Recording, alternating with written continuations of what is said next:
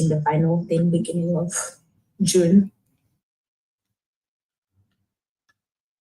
For the first one, I would say just, put it in the back as an appendix.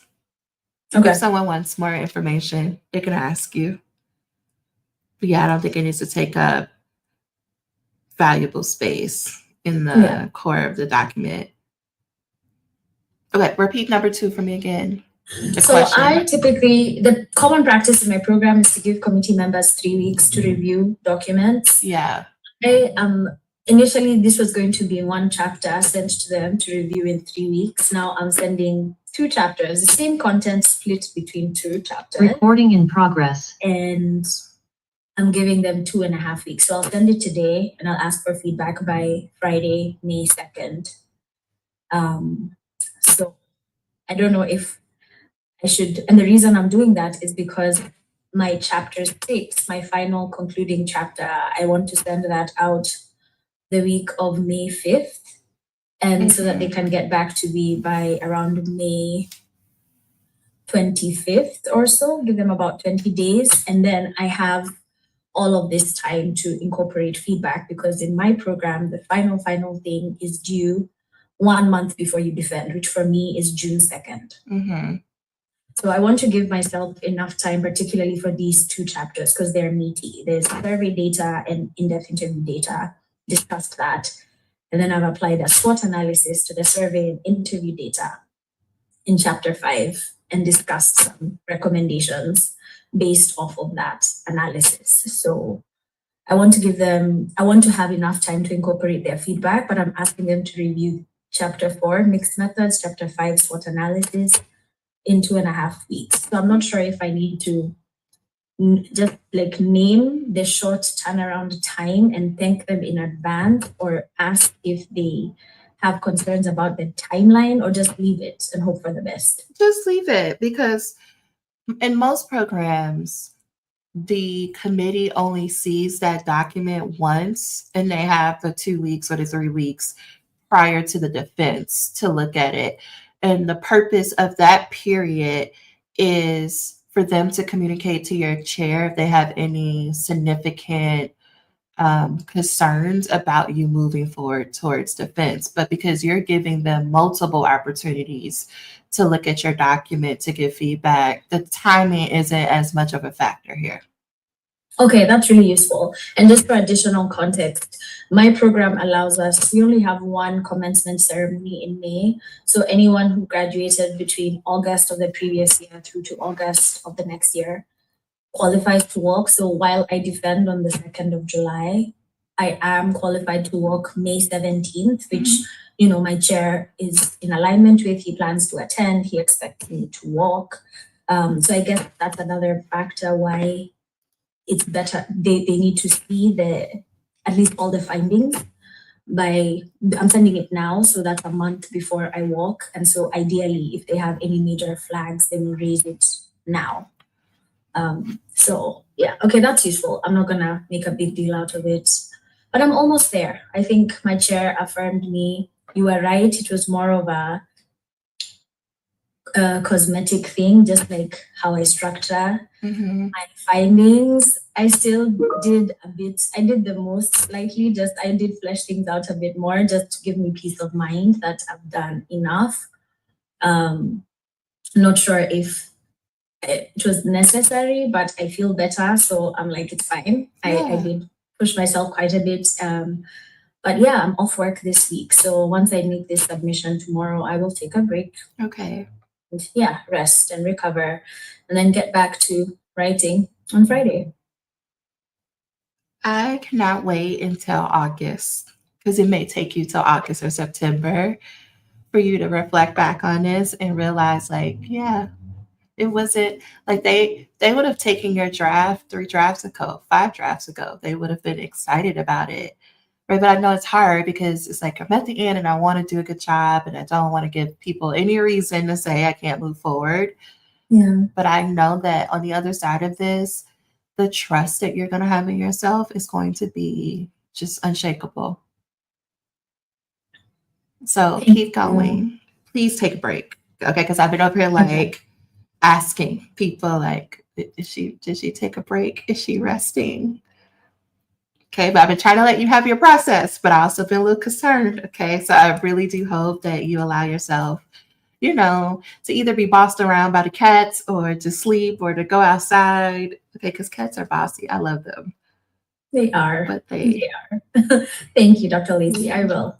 My goal is 5 p.m. Have this out and rest.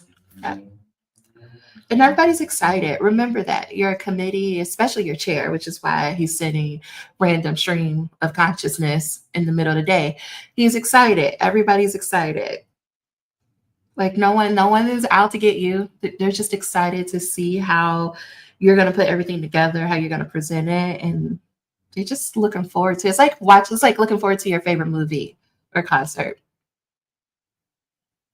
Thank you. Thank you, Dr. Lacey. I appreciate that. I have SBI related on a separate note, thinking about my Substack, which I'm not considering a business, but that's been one of the ways I've been processing and helping me just express myself in a different context outside of the dissertation.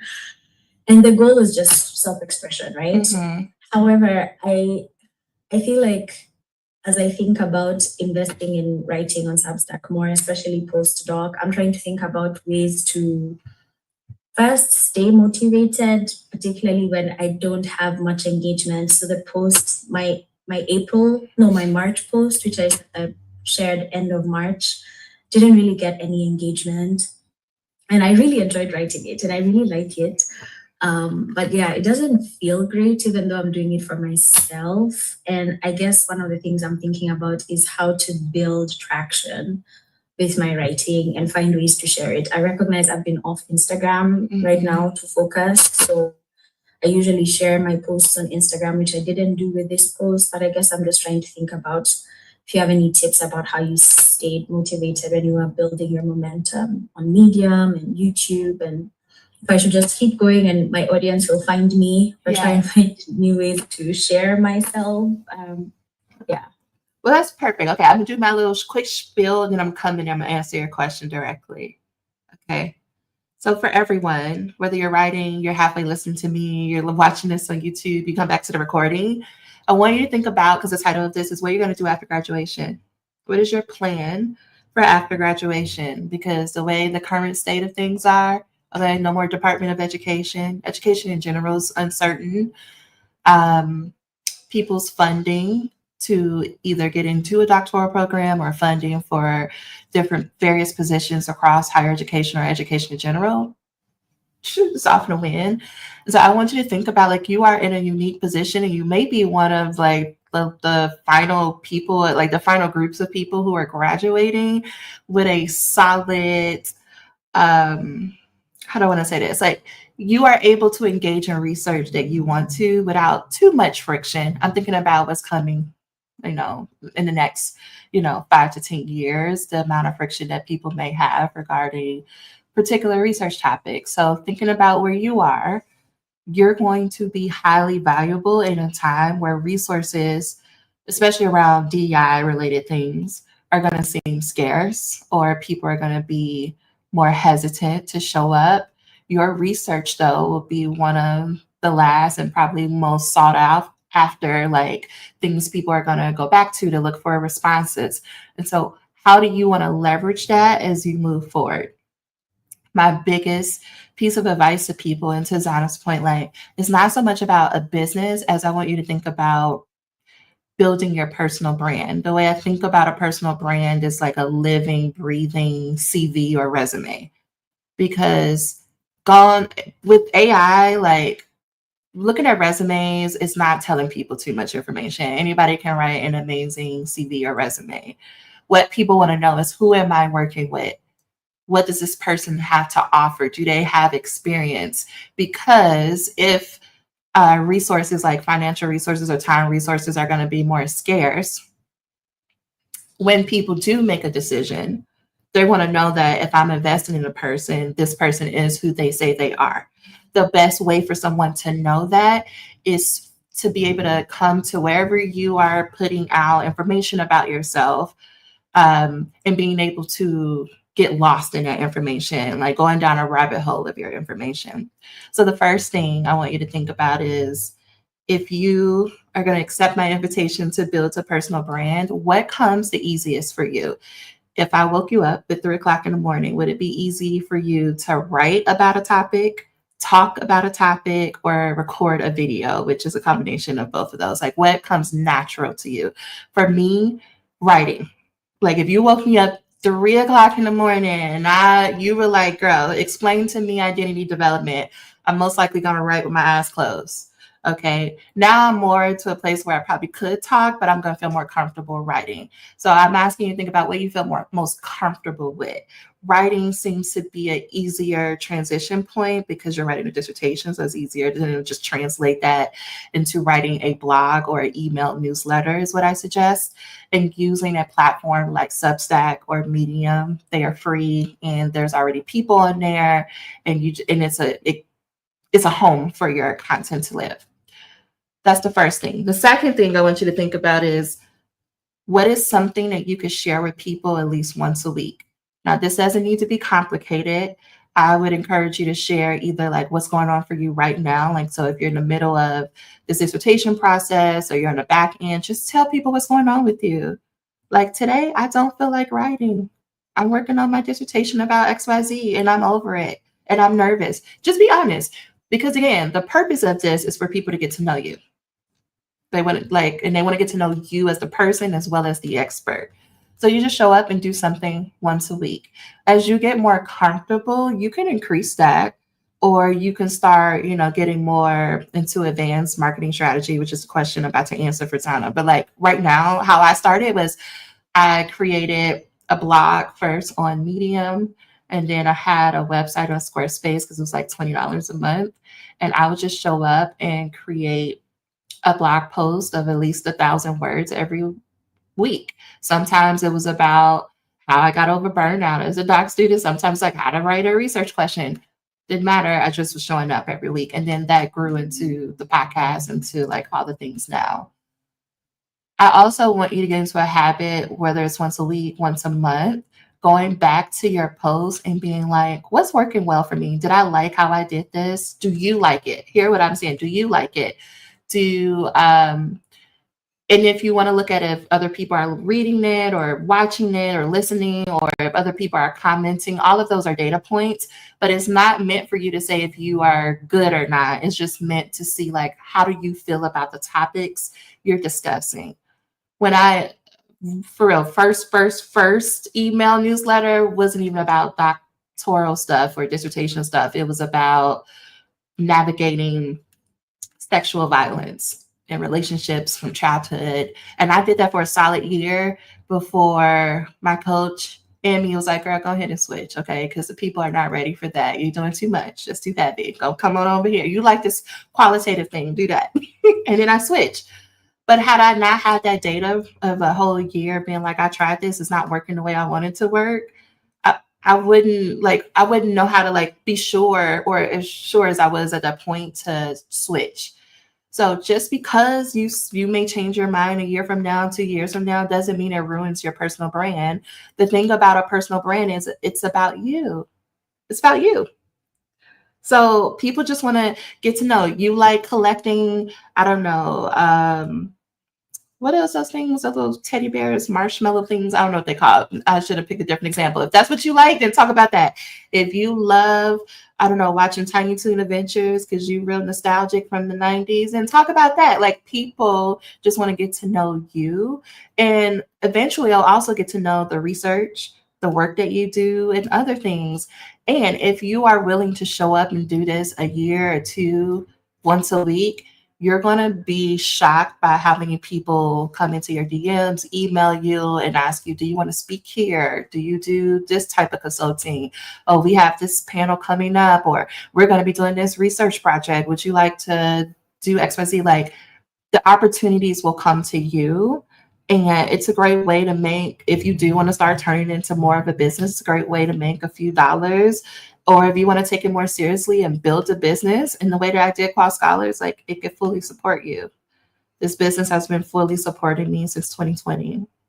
I started it technically in 2017 while I was supposed to be working on my dissertation. But from 2017, I would say I didn't even get consistent with posting until the summer of 2017. And by the summer of 2020, I was full time. Like it was supporting me full time. So 3 years. The time is going to pass anyway. I'm just saying you might as well share your work, share what's going on.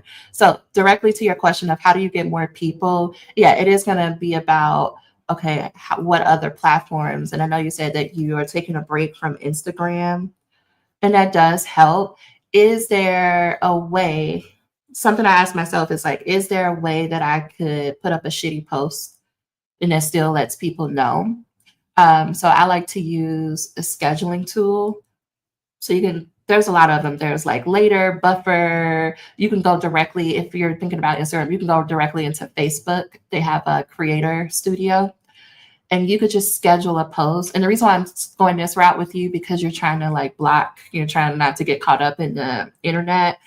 I would just schedule a post that just says, hey, new blog post, and it'll go to your account or however you usually let people know, and then close it. That way you don't have to open it on your phone. You can go on the website, and when you schedule it, you can be done and close it, and you don't have to worry about getting sucked up into the feed or like talking to other people. But it is going to come down to how many places you put it. So think about Shonda Rhimes, right? She makes a TV show.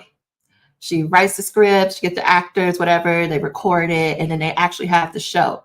But people can't watch the show until she finds a channel to offer it to, and they enter into a contract. So she might go to ABC or she may go to Netflix, and she's like, here's my new show. Would you show it to these people in these cities? Think about social media as an ABC or as a channel. You could put your show on multiple channels if you want to, or you could choose one channel. It's just up to you. The more channels you have, the more opportunities people see it, the more opportunities will come to you. You don't have to start off in the beginning by saying, I'm going to post on everything that's available, because that's the quickest way to burn out. I suggest that you find one in the beginning, and your focus is every time you put out your blog post, you write a blog post or email newsletter, your podcast or video, that you choose that one channel like Instagram or Facebook or LinkedIn and say, hey, I have this new thing, you should check it out. And I strongly suggest that you do it on a current account that you have. Most people try to start a new one because they don't want their family or their friends. But your family and your friends, the people who know you, who follow you right now, are going to be the people who are going to help you get to your clients or get to the opportunities. Now, they're not going to be most likely the people who are going to be jumping up and down and like, yeah, I support you, Natasha. Like they're going to throw a little shade, like, how your little thing going? But they will, if they're in conversation with someone or they're at a conference and somebody brings it up, they're like, oh, my friend or my sister does this. Here's her link. I don't know that much about it, but you could talk to her. That is how you're going to start building traction. But if you start a brand new account, you're essentially starting from zero, and that's going to add even more time. I would argue probably it's going to add an extra year or two before people really start to know who you are. So the best thing I would say I did was, it was scary and it was terrifying, but using the current account that I have. Does that help in giving you?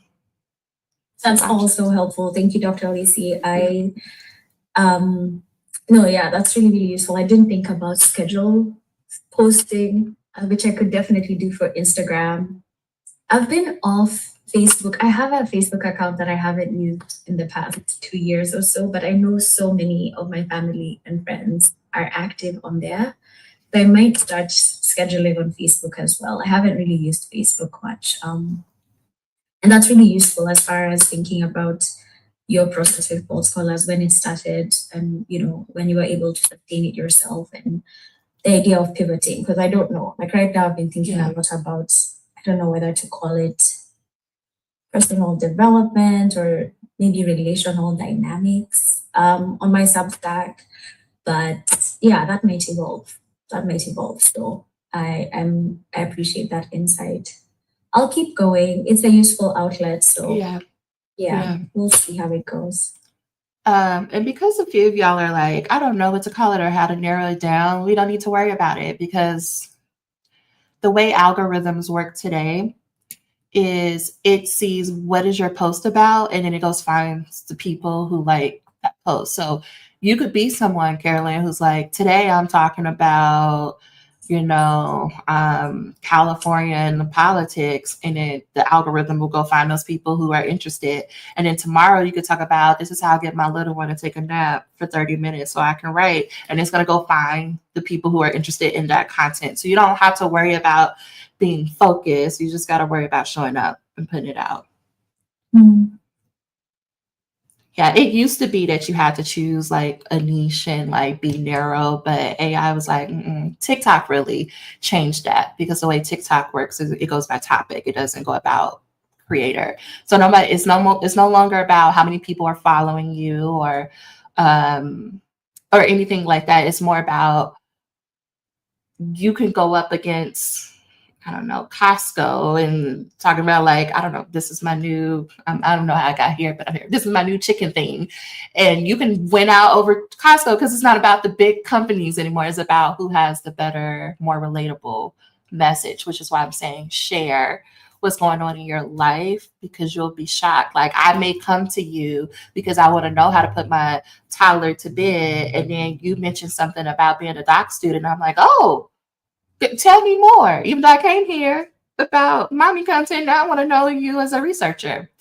We are humans. We have multiple interests. I love that. Thanks, Dr. Weezy. You're welcome. Yeah, I'm on TikTok talking about astrology and got a few dissertation clients.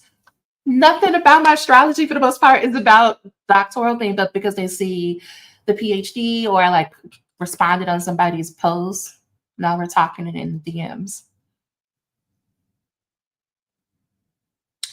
Okay, monthly email newsletter, 2 reels a week, 1 YouTube video, 1 LinkedIn post. You in this energy. How you feel about it though? Like doing this? Even though I don't really give a shit. Okay, you don't have to care to put the content out. Yeah, I don't actually care. And I don't know how I feel about not actually caring, because I usually care. Mm-hmm.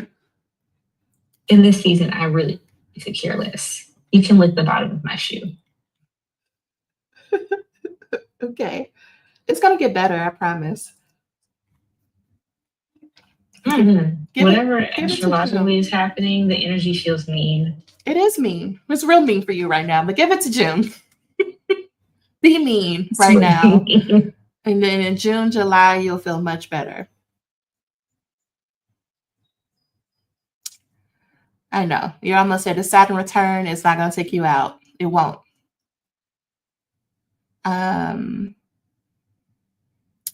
And here's the thing. If you want to know like what works well, right now people are in a very negative space. So if you want to get more attention and eyeballs, frame things in a negative way. You can interpret that however you want to. I'm just telling you what's working in terms of getting people. So yeah. Facebook is what I was going to say. Facebook is trying to make a comeback. They want us back on their platform. So if you post on there, which I'm trying to work myself up to go posting on there. But if you do post, you'll have a higher chance of people seeing it, because they're trying to get more people to come back.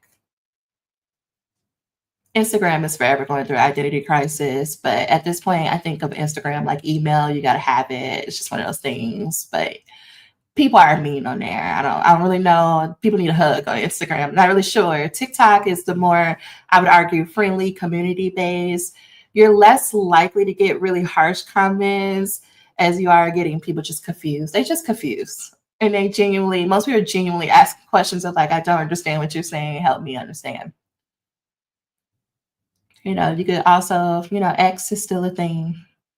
But if you don't want to go on there, which Twitter, you can go to Blue Sky. It's the new place. The people are hanging out there. They kick people off there, though. I forgot who they just kicked, a big company. And they were like, you're not welcome here. You got to go. But it's It's a happy place. I would say, what's your goal, Kristen, with your content? I don't really have one. It's more so of kind of like you were saying about like just having my personal brand out there. If people eventually, I mean, it would be nice to eventually have people that I work with, but my brain can't process that right now. If it's about growing, right? Thinking about, okay, so if it's the politics, it's thinking about like, what do you want most? Let me back up to say, for everyone, think about what do you want most? If you want to build a particular community around, like you have in your mind, I want to build a particular community around a topic, then that'll help you decide which platform to go on. So when I think about something like politics, I would say TikTok, because it feels very much like living room conversations and people are genuinely interacting with each other. And because the algorithm is so strong, you may go on the wrong side. That's not your side. But for the most part, you're going to be with the people who understand what you're saying, who, for the most part, think like you. They may push back, but it's going to be more engaging with like-minded folks. When you go into something like X or Blue Sky or Threads, even Facebook, even Instagram, you open yourself up to a world of like, do I want to be arguing with you every day? Now, if that's what you want to do that. But if you're more about like just building relationships, and I would say TikTok or YouTube. YouTube just has it has a big learning curve. So I try to push people to not do that in the beginning. It's a lot. Okay, other questions about business or anything, dissertation or life? How we doing? Child development. Oh, I thought that said chicken and sausage, and I was like, yes. Why not? We could do that too. Yeah, just show up and put out anything. I went down a rabbit hole. Talking. Yeah, I just went down a rabbit hole during Ramadan, like watching the cats. Okay, the cats every morning were my favorite part. They were so confused. They were like, I don't know why we're eating so early, but I'm here at the table falling asleep.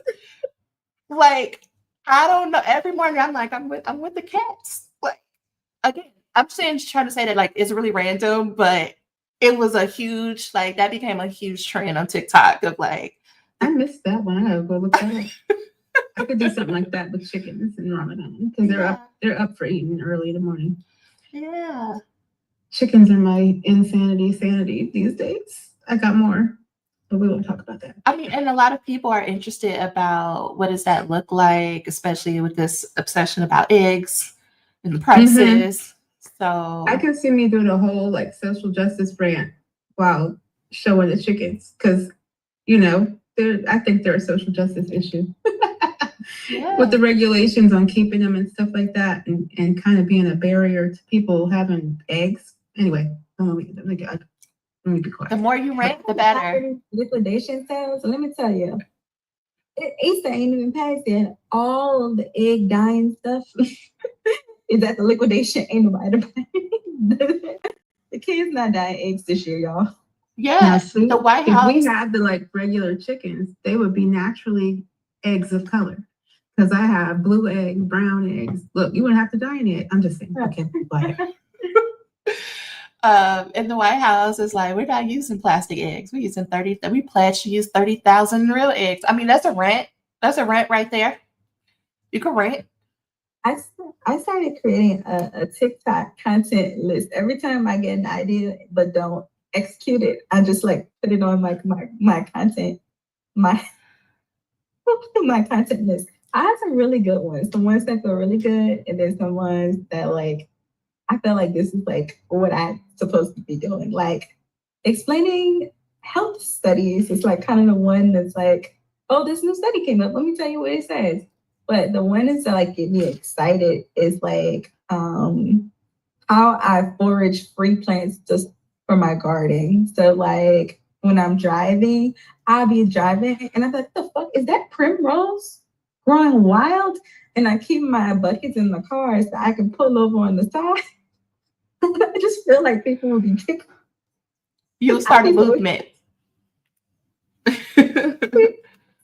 that wild garlic? Oh hell no! Let me go. I'll be pulling on the side in the middle of the medians trying to scoop up. And so I feel like that would be like very kick-y. I would watch that. You would watch it? I mean, that's a good I series. would watch it too because I'm just looking for people who forage plants, like not for like eating. Because there's some people who like, ooh, I found these berries. Girl, I'm trying to get free plants. I don't. It's a great series. A series is a good way to like retain people. And so if and right, it don't have to be an interval, but if every time it's like, oh, I found a new one. Yeah. People gonna watch. Stuff like that. And so I've been just like probably not executing, but I will say when I was talking about like politicky stuff on TikTok, I just got a couple of little engagements, but I just shared my garden one time and I got some new followers. I was like, I ain't this. It's always the videos you don't think are gonna take off. Like right now, I randomly during Aquarius season was like, I'm gonna come for the Aquarius people because people don't know how to like ruffle their feathers, and it's my favorite thing. And that TikTok is still like thousands of views every week. I don't know why. I think again because I was just like, I'm just gonna do this. I gave myself a random 30-day challenge. I was like, I just need to post a TikTok every day, no matter what it's about. And I was just randomly ranting. And that's the video that took off. So yeah, to me, it makes sense about, especially with you being a Black woman and talking about gardening, right? Because it's like, oh, we're not getting involved in politics. We're hobbies. We can't go to school and we can't do politics. So we need new hobbies. That makes sense. Even like helping people get started, like what is one, here's a question for me. What is one plant I could get started with that I'm less likely to kill? Okay, because this is about baby steps. I started with a snake plant. Okay, I didn't work my way, though you talked about my little poor Lily. Okay, but she's thriving. Okay. What is another thing I could do that's in my apartment that I don't have to touch a bug, most likely, and I could keep it alive? You know, that's what I want. I don't know. I abandoned house plants. I mean, in this current rendition, all plants outside plants. They were outside the outside plants. I can't do the house plants no more. I move. If it don't want to grow here, then I ain't trying to make it grow here. If That's it don't fair. want to. But I hear you. My first thought was start with like one of the things I've been foraging. I've also like rebranded it because I've been telling myself I'm such a scavenger. Scavenging. But now I'm saying forage. But one of the things I've been doing is looking to see like what I might consider as weeds in my grass. That's not necessarily weeds. They just want to grow here. They're plants and they want to grow here. And where can I relocate them so that they can thrive? Mm-hmm. And so I have a couple that I've done like that. And so that's like one thing. And then I do have one I be like pulling on side the road, like, hold up. Oh, that's hold up. I think I see such. That is so funny. It reminds me though, it's this video, I don't know where she was, but she was driving and I think the woman was growing rosemary, lavender, and something else, and she pulled over and knocked on her door. And now they that was a eucalyptus tree. I would have did the same thing. That's what it was. I was like, now they like swapping food and they friends. Yes. You never know.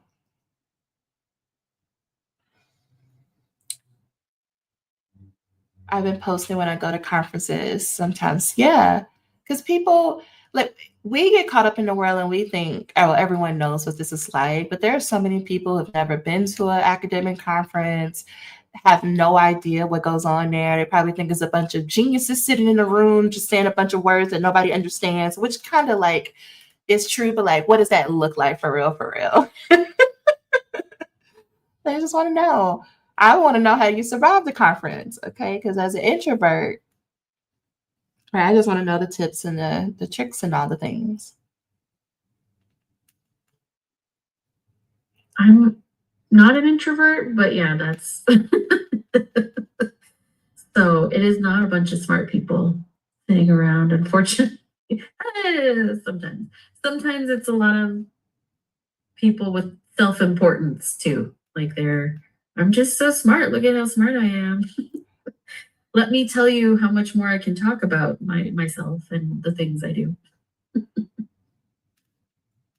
Which, okay, I wouldn't know that, right? Like if I'm not in this world at all, I would think everybody who is either in school or it's called doctor is just beyond brilliant. It would never cross my mind that some people just follow the steps and they got here.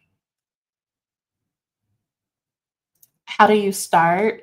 Yeah, you just pick up your phone. I would just say keep it real simple.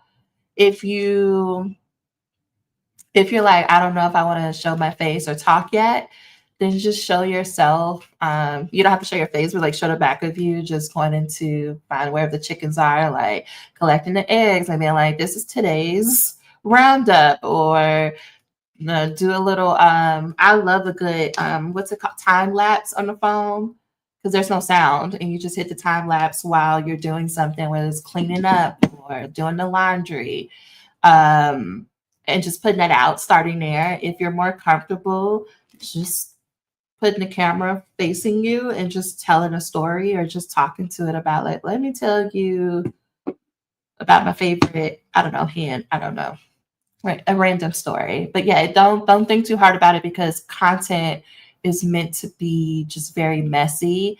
And something people would tell me I used to be so irritated at, they're like, the smarter you are, the harder business is for you. Because we complicate everything. The smarter you are, the harder it is. Because you know too much. You start overthinking. Whereas folks who are like, I don't know, this seems funny, they just pick up their phone and they just start talking. No matter if they're right, they might be saying the wrong thing. But the rules of the game is whoever does the most wins. Doesn't matter if it's right. Doesn't matter if it makes sense. Doesn't even matter if it is good. It's just whoever shows up the most wins.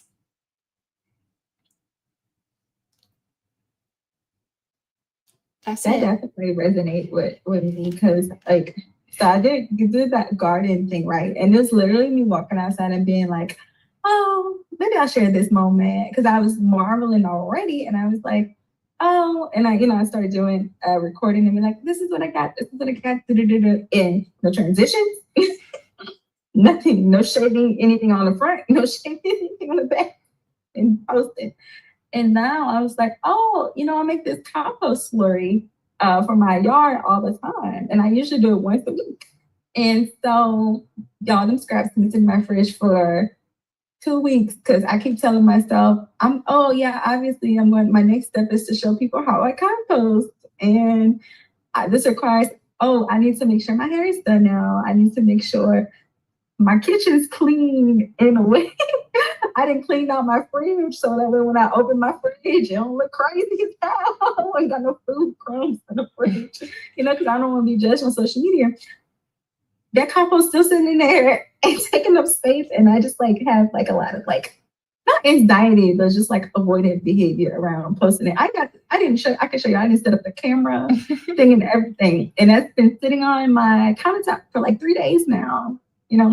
So I do think there's a point where you overthink it. Well, I thought that now that I'm hearing you talk. I overthink all the time. Lately it's been about going live, which I don't even know how it started, why it started. But now I'm just like, can somebody go live for me? Just be in the comments so I can show up. But it really is about people, because think about it, y'all, over the past 10 years, most of the content that's been winning is over polished, overly edited, perfect influencer type, and people are over it. They want to talk to real people. They want to see real people. So your refrigerator messy, yeah, they might talk shit, but they rather watch it than to watch someone with a perfect refrigerator. And then people gonna be real nosy. Oh, you got that book in the background? Oh, I saw that you had this in the background. Can you talk more about that? Because it's just like being on FaceTime with your friend. And if you can be think about it that way, I just think of I'm talking to one person instead of thousands of people, because that can get overwhelming. So I'm like, if I was on FaceTime with Natasha, what would I say? Record, let me say it. Yeah, don't edit. It changed the game for me on YouTube. I stopped trying to edit and now I'm posting more and things are happening. You can record up to a 10-minute video on TikTok. I realize I have to just start the TikTok on 10 minutes because I have to be deluding myself when I be like, oh yeah, 60 minutes, 60 seconds, that's enough. Which I really want Instagram to catch up and do the 2x speed, because that's the other thing on TikTok. Like if it's a 10-minute video, people are just gonna press the side and it's gonna speed it up 2 times or they're gonna watch it. I always do it on a 10-minute too for that purpose. So that I don't what am I trying to say? So I have to censor myself. If you are someone who's thinking, I want to make money from being a content creator, just so do you have an idea? It then becomes about how many eyeballs do you get and how long do you retain those eyeballs for?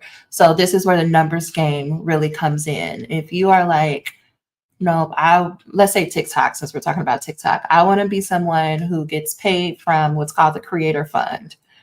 And what you need is at least 10,000 followers to be able to apply for the fund. And then you need to create videos that are at least a minute long. And the longer people watch those videos, the more money you would get from the Creator Fund. And so what you'll see is people just posting on average like 3 to 5 times a day, minute plus videos. And it's not so much about that you're watching every single video, but it's about increasing your chances to get people to see you and to watch as much as they can. YouTube is the same way, except you need 1,000 subscribers and 4,000 hours of watch time within a 12-month period. So if an average video is like 10 to 20 minutes, just think about that. You would need people to be watching that at least once or twice a week to get there. I know these are big numbers and you're probably like, what? But I wanted to say that in case, because it's not always clear how people are making money from social media. So that's one way you can make it, through the actual platform itself. Instagram and Facebook, they do have a fund, but it's so, they don't want to pay people. So just ignore them. The most that people are using is YouTube and TikTok, I would say, are the best for creators. That's one way to make money. Other people make money from brand deals. So like companies coming to them and being like, would you display our product in your video and do this whole commercial? And then they'll give you an upfront cost for you to do that. The cons of doing brand deals is that it usually takes anywhere from like 3 to 6 months, maybe 12 months at a time to get your money, even though you delivered on what they asked you to. Depending on the brand, they may ask you they may say, we will pay you $500 for 10 TikToks that are at least 3 minutes each. That's a lot of work for not a lot of money. But if you're just trying to get your foot in the door, it's a great way to get started. And then the third way, which I encourage you because you're a whole ass doctor, is to create your own products. So my products, right, is like finish your dissertation, or I could consult for you, or maybe you create like a workbook or something of like the first 10 steps to start your outdoor garden, and you sell it for $10. You're selling directly to the consumer. And I argue that's a better way because you have more control and it doesn't depend on how many followers you have. You can start making money right away.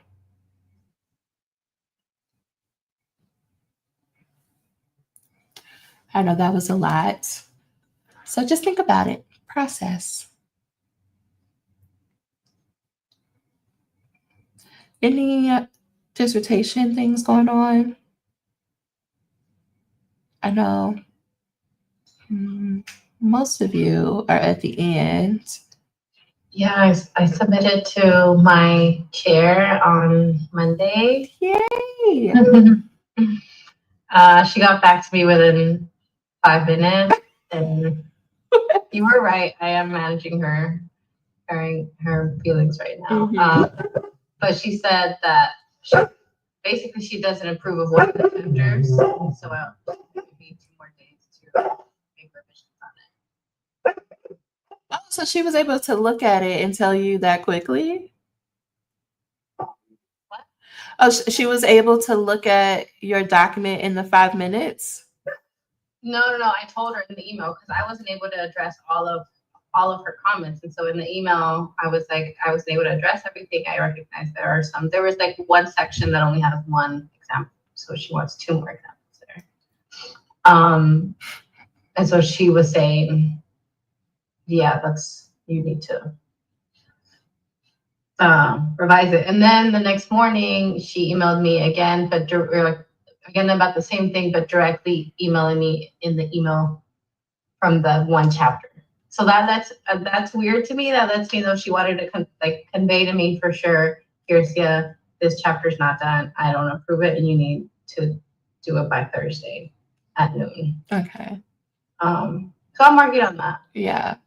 What are your thoughts though about like this general reaction? Not surprised. Disappointed? No, not disappointed. I'm mad.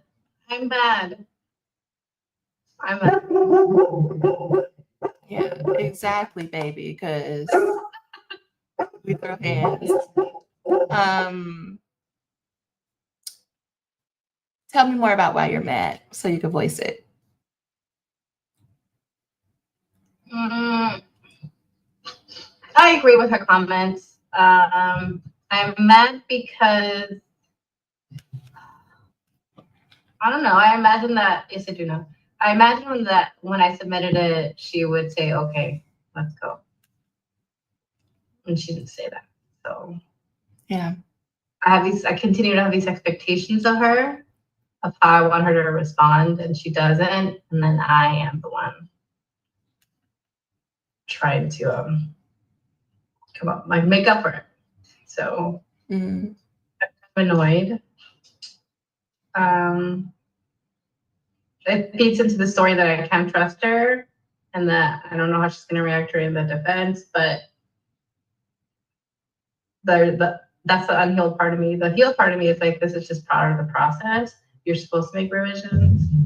She's supposed to tell you, no, this is not done. But yeah. What are your thoughts about tomorrow when you turn this in? You just say, please see attach. Thank you. Here's Sia. Oh, that would be me being, I want to do that. Yeah, I wouldn't even tell her what I did and what I didn't do. Let her work. Right? You did her job for her. Because she probably got, listen, I know this can feel uncomfortable, but listen, this is where they got to do their job. Yeah, she gave you feedback, but your job was to say, I addressed it. And then she's supposed to open it to decide if you addressed it to her liking, but you don't have to make that part easier for her. Okay. Because she may not even remember everything that she said. Which is why I think you got the 2 emails. Because the first one was going off of your email and response about what you did and what you didn't do. And then the second one was, okay, I sat with it. When it came to this chapter, I want you to, do whatever. Okay. That makes sense to me. She wanted to confirm that that's what. Yeah. But here's the thing. She didn't even think you would get this far. She didn't. She didn't think you would get this far. Right? And there could have been a scenario where Monday she would have been like, well, I knew it. You can't do it. So let's just push this whole thing back. But she said Thursday. That was my fear. I think that's why I wrote all of that in the email. That's why I gave her extra creative opportunity for her to say it's not ready, because I myself was like fearful that she was gonna say, I knew it. Yeah. Here's the, you didn't finish, it's not done. We have to stop. Yeah. So tomorrow I was just like, here you go, girl. Well, it's a holiday weekend. Bye. Like, leave me alone. I look forward to the defense. Yeah. Do I have to incorporate, because she still has other feedback for me, like final things, like on one chapter, she already told me this is ready for the committee to review. You just have to do a couple of more things and then send it off. I have to do all that, right, before Monday. That's when Yeah. it's due to the If she committee. said that before, yeah, I would just do it. But okay, but give it like bare minimum effort. You know, it doesn't have to be like I must do this 100%. It's like, did I technically do it? Okay, I'm moving on, because that's what you have the energy for. That's all I have for. That's all I have for this. Yeah, because again, they're gonna have feedback at the defense, so you'll still have time. That's what Natasha's doing her edits from her a month ago, her defense from a month ago. Yep. I actually did my edits for my defense, and Jennifer was like, go ahead, turn it in. But like, I realized I know I ain't do all the edits. So now I'm doing edits on the graduate school. You know, the graduate school sends you and actually for format stuff. So I'm like, yeah, sure, here's my format. Also, here's my edits too. Oh no, I can read this again. Oh, because there's more work after this. That's what I'm hearing from you, Dr. Lee Johnson. I mean, if you're like me and you don't follow the formatting that they ask you to follow, then yeah. Okay.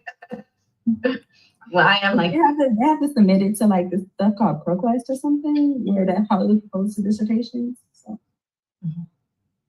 I have it to 24. But I'm graduating and done. So I mean, I'm not graduated, but you know, I'm done.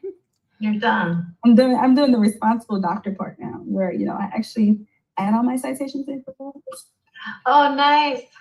the responsible part, yeah. So I just kind of spent the time doing like, this is the big feedback you asked me to add. Oh, you wanted me to add the other table? Here's the other table. But like in terms of like APA and like the details, or I might not have cited everything, or the citations might not be appropriate. So checking the ones where I know I was a little on, you know. Yeah, I know what you mean. I know what you mean. Yeah. And I mean, there's always work to be done, no matter if it's a dissertation, a manuscript, because you can always have feedback. You can always tweak a thing. So that's the other part about, like, you still have the defense, and your committee hasn't fully been able to engage with the entire document and talk to you about it and go back and forth. So it's not necessarily like the feedback is going to be like, oh, you did this wrong. It's just going to be like, oh, from our discussion, I think you should do this. Like, it's like, I'm going to use this word to evoke what I mean, but it's like, it's more casual in the sense of you went to some colleagues and you're like, what do y'all think about this? And then they'll tell you, and then you're like, oh, okay, I want to change this. That's the energy. But at this point, you have met the expectations for the dissertation. It's just about, is it the best presentation you can have at this time? And going back to managing her emotions. So I do, even when she says it's good to go, I want you to be prepared for, she's still going to have her own anxieties about going to the defense. And it's not about you. It's about her. It's about what she's making this mean about her. Because your chair also feels like they're being evaluated by their peers. Right. So that's not, you can't do nothing about that. She got to manage her own emotions. And this is for everyone else going up for defense. Your chair has to manage their emotions. Now they may call you, they may be sending you messages up to the last minute of you defending. Remember, it's their emotions. You're going to learn a lot about your chair's level of anxiety during defenses. So yeah, turn it in tomorrow and just see what she says about Monday. Thank you, Dr. Lacey. You're welcome. I'm so excited for you. I'm excited too. I feel like I can't celebrate it until tomorrow at noon. But I know I'm gonna celebrate it with a nap and some tea, and then maybe some dinner later. But Yes. For everyone. 'Cause I'm gonna go to a coaching call for everyone this weekend. If you can stay in the house, okay, I'm gonna encourage you to stay in the house. Now, I don't know whose idea it was to have Easter on 420, not my business, okay? But from an astrological point of view, stay in the house if you can. Try to avoid large crowds or just be ever vigilant, whatever you're doing this weekend. And if you do get into any spirited debates, breathe. Please breathe. Okay, because the energy is you will cuss somebody out before you realize the words are out your mouth. So we're all just going to breathe and practice our grounding techniques and try to avoid topics that we know are spicy. Okay, because there is some concerns like from a large scale view that like there may be like a religious based incident this weekend. So that's why I'm like, be vigilant. If you don't have to go, don't. Not that I'm trying to keep you from your place of worship. Please celebrate, and whatever connection you have to the spirit world and religion, practice that. But I'm also saying people may act up. And then when you layer substance use on top of that, just practice caution. And the interpersonal is just you may get into arguments with folks. But we are coming to the end of this semester. And just remember, you only have to put one foot in front of the other. It don't have to be perfect. Bare minimum is more than enough. Tomorrow, if y'all are available, I will see y'all at the open coaching call. Yeah, tomorrow's Thursday, right? I'll see you there, but I'm gonna go. Thank y'all. This was good. I think I have to give somebody a host, or do I? Let me stop recording. Recording stopped.